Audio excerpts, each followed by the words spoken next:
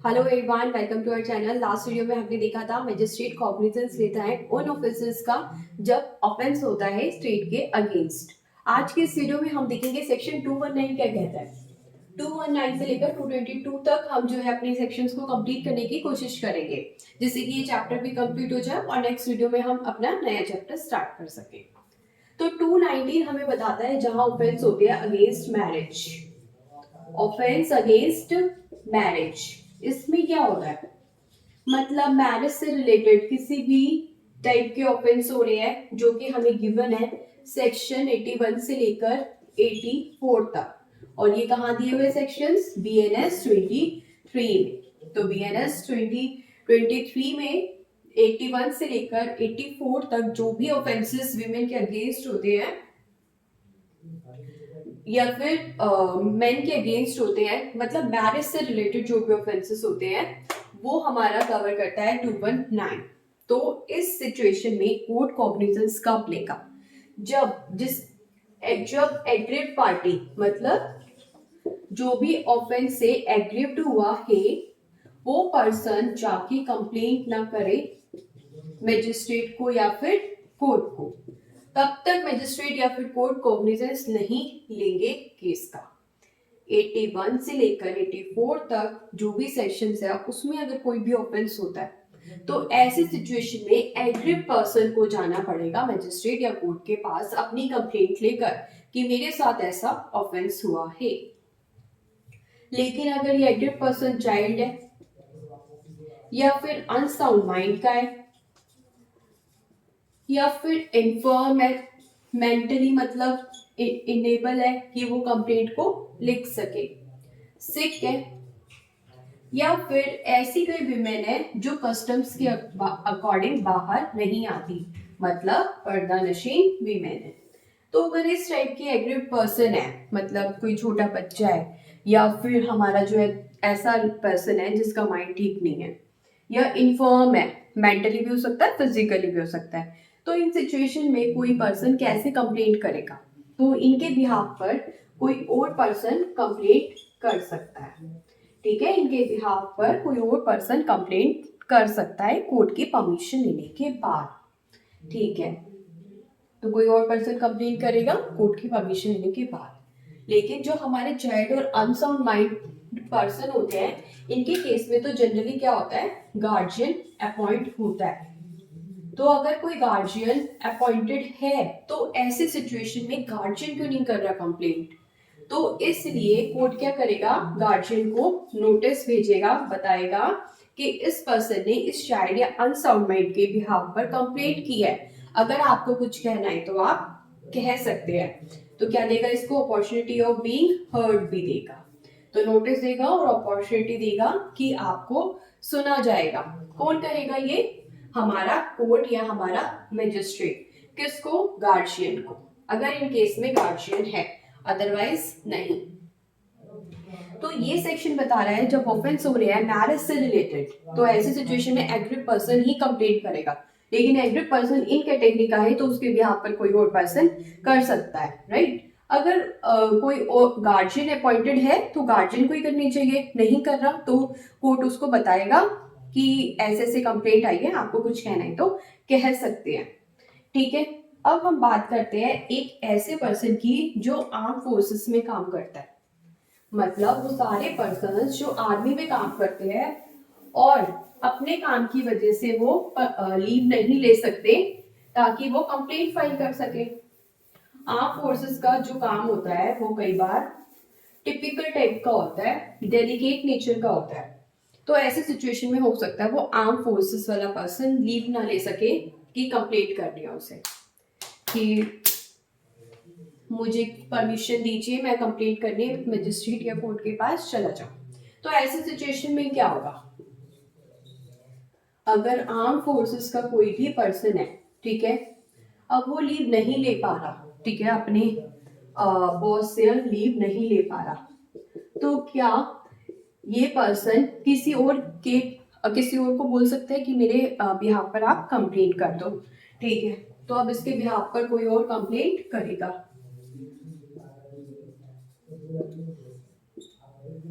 अब जब ये कंप्लेंट हमारे मजिस्ट्रेट या फिर कोर्ट के पास चली जाएगी तो क्या होगा?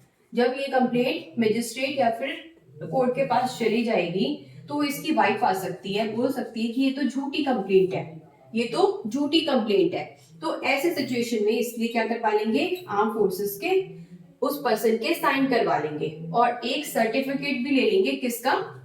इसके बॉस का, जो ये बात बताएगा कि हाँ हम इसको लीव नहीं दे सकते थे क्योंकि ये बहुत ही मतलब इंपॉर्टेंट मिशन पे था जहां पर इसकी बहुत जरूरत थी। तो इस टाइप का सर्टिफिकेट भी उसके बॉस से साइन करवा लेंगे। तो ये काफी एविडेंसेस हो जाएंगे ये प्रूव करने के लिए कि ये जो कंप्लेंट है वो जेन्युइन है।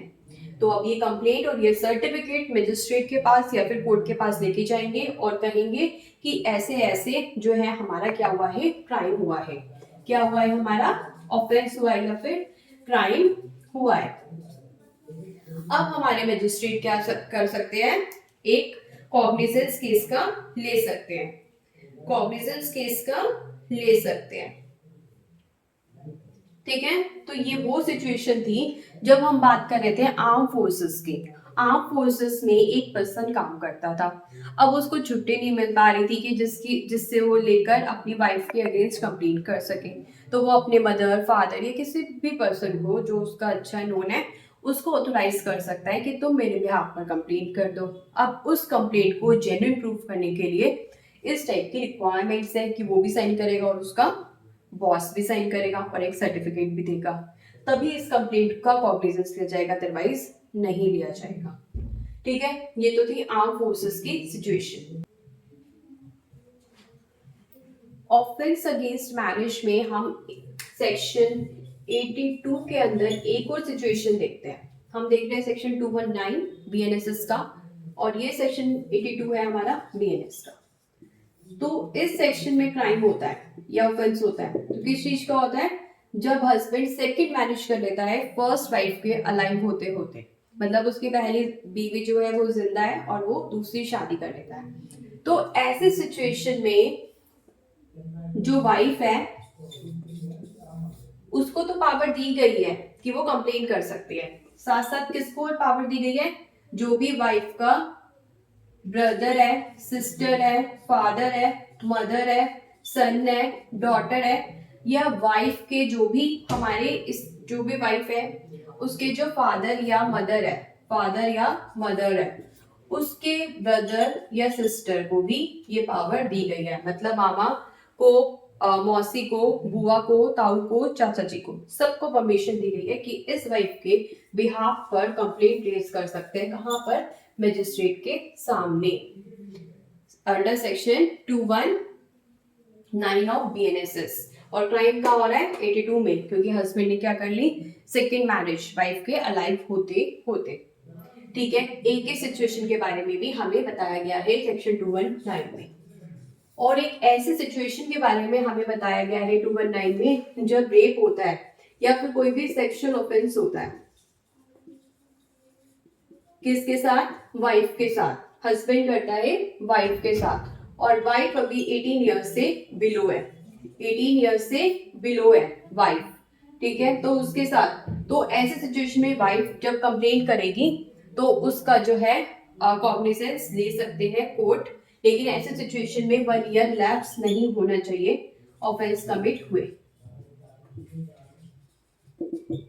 मतलब एक हस्बैंड है, एक वाइफ है, वाइफ 18 ईयर्स से बिलो है, हस्बैंड ने वाइफ के साथ कोई सेक्सुअल ऑफेंस कर दिया और 1 साल अभी बीता नहीं है ऐसे ऑफेंस को करे हुए, तो ऐसे सिचुएशन में वाइफ जो है कोर्ट या मजिस्ट्रेट के सामने जाकर कंप्लेंट कर सकती है।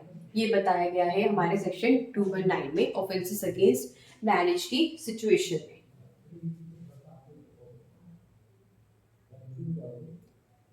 और लास्टली हमारा 219 कहता है इन टाइप्स के क्राइम्स, मतलब जो भी 81 में दिए हुए हैं और 82 में दिए हुए हैं, 83 में, 84 में, तो इनका कोई भी अबेटमेंट करता है या फिर इनको अटेम्प्ट भी करता है, तो ऐसे सिचुएशन में भी हम 219 में क्या कर सकते हैं, कंप्लेंट कर सकते हैं। ठीक है, तो ये था हमारा सेक्शन 219। क्या बोली, सिंपल सी बात, इसने कुछ नहीं बोला, इसने कुछ सिचुएशंस के बारे में बताया और बोला कि ऐसे ऐसे आप जो है ऑफेंस का कंप्लेंट कर सकते हैं, तभी मजिस्ट्रेट या फिर कोर्ट को प्रेजेंस लेगा, अदरवाइज नहीं। आर्म फोर्सेस का पर्सन है तो राइटिंग में कंप्लेंट जाएगी प्लस सर्टिफिकेट जाएगा, अगर आर्म फोर्सेस वाले पर्सन को लीव नहीं मिल रही कंप्लेंट करने के लिए। ठीक है, इस सिचुएशन में क्या बोला, 1 साल नहीं होना चाहिए ऑफेंस को करे हुए। 1 साल से ज्यादा हो गया तो आप कंप्लेंट नहीं कर सकते, वाइफ ही सिर्फ कंप्लेंट कर सकती है। और ऐसे सिचुएशन में जहां सेक्शन 82 में ऑफेंस कमिट हुआ है तो किस किस को जो है हमने एम्पावर करा, ऑथोराइज किया है कंप्लेंट करने के लिए। ठीक है, एग्रीड पर्सन ही कोर्ट को कंप्लेंट करेगा, अदरवाइज कोर्ट कॉग्निजेंस नहीं लेगा। लेकिन एग्रीड पर्सन अगर छोटा बच्चा है या अनसाउंड माइंड का है, सिक है, पर्दनशील विमेन है, तो ऐसे सिचुएशन में जो है कोई और पर्सन कोर्ट से परमिशन लेकर, लीव मतलब परमिशन लेकर भी कंप्लेंट कर सकता है। अब हम देखते हैं नेक्स्ट सेक्शन क्या कहता है।